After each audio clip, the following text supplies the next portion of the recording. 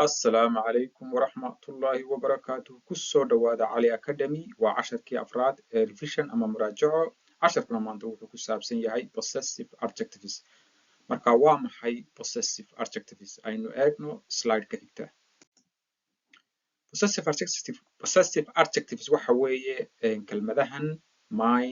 your his he it is markay jamaaca yihiinna waxa weeyaan ama pluralka our your their marka waa maxay macnahoodu my kayga your kaaga ama taada his kiisa ama tiisa he keeda ama teeda it is waxa loo isticmaalaa wixii aan noolayn markay jamaca yihiinna our keena ama teena your waa kiina waa laba qof ama iyo wixii ka badan their waa kooda ama tooda marka Soomaali ahaan saasay ku noqon doonaan haddana waxaynu eegi doonaa iyagoo example ama sentence so this is my book kani waa qalinkaygii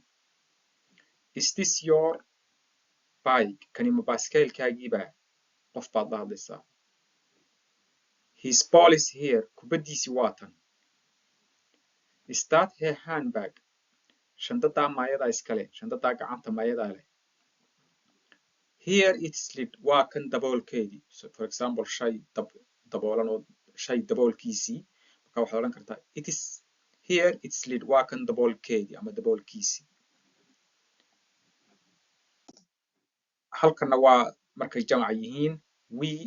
your their our house is far gurigeenu ama gurigeenu waa fog yahay this is your teacher kani waa macalinkaagii laba qof baad la hadlaysaa halkaas ama ugu wix ka badan that's their classroom wakaa qolkoodii casharka classroomkoodii wakaa marka halkan waxay noogu eeg qaybtii tusaalaha iyagoo sentence ku jira ama iyagoo sentence waxaynu hadda isla eegi doonaa cashar yaroo adigoo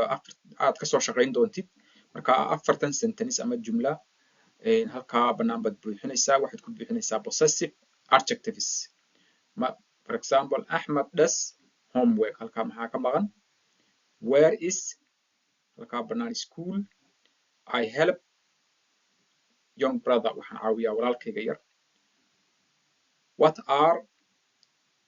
names laba qof baad la hadlaysaa marka halkaa afarta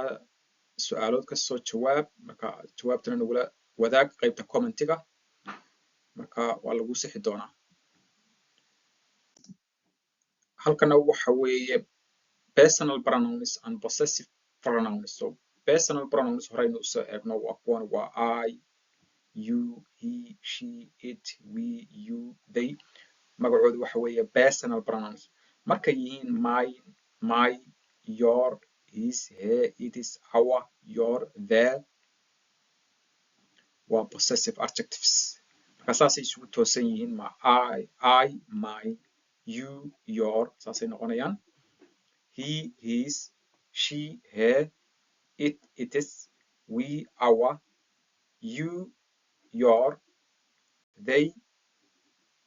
their casharkana maanta intaasuu inoogu eg yahay intaynu ku kulmi doona casharka